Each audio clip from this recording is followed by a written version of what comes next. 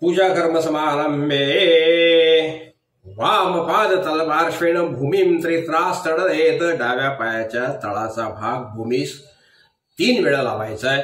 देवा आयान्तु यातु धाना अपयान्तु विष्णु देव यजनम रक्षस्व इति भूमो प्रादेशम गोर्यात. उजव्या हाताचा अंगठा व तर्जनी भूमीला लावायचे. मनुष्यगंध निवारणे विनियोगः योभ्यो माता इत्सस्य गयाप्लात ऋषी विश्वे देवा देवता जगति छंदा एवा पित्र इत्तस्य वामदेव गौतम ऋषी बृहस्पती देवता त्रिष्टुप छंदः. गणपतीला नमस्कार करायचा आहे. त्यानंतर षडंगन्यास करायचंय. शरीर शुद्धर्थम, शरीर शुद्धर्थ मांडी घालून दोन्ही हातांनी न्यास करायचे.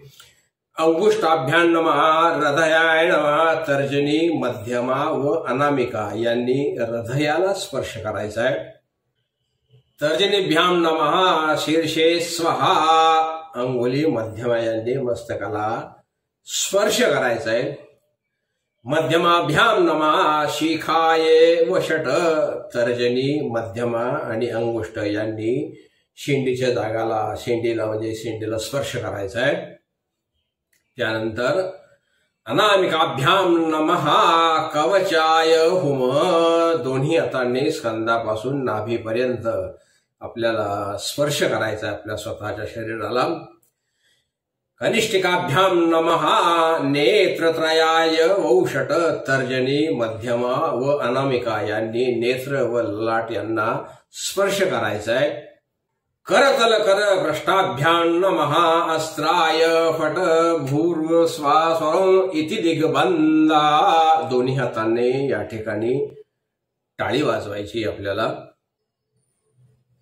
आणि यानंतर आपल्याला कलश पूजा करायची. पाणी भरलेल्या कलशाला गंध व अक्षता लावलेलं फूल चिटकवायचे आणि पुढील मंत्र म्हणायचे. कलशस्य मुखे विष्णु, कंठे रुद्रा समाश्रितः, मूले तत्र स्थितो ब्रह्मा, मध्ये मात्रगणा स्मृतः, कुक्षो तु सागरा सर्वे सप्तद्वीपा वसुंधरा, ऋग्वेदो यजुर्वेदो सामवेदो अथर्वणः, अंगेश संहिता सर्वे कलशं तु समाश्रितः, अत्र गायत्री सावित्री शांति पुष्टिकरी तथा आयान्तु देवपूजार्थं दुरितक्षयकारका, गंगे च यमुने चैव गोदावरी सरस्वती, नर्मदे सिंधु कावेरी जलेस्मिन् सन्निधिं कुरु. कलशाय नमः, सर्वोपचारार्थे गंधाक्षत पुष्पं समर्पयामि. कलशाला नमस्कार करायचा आहे.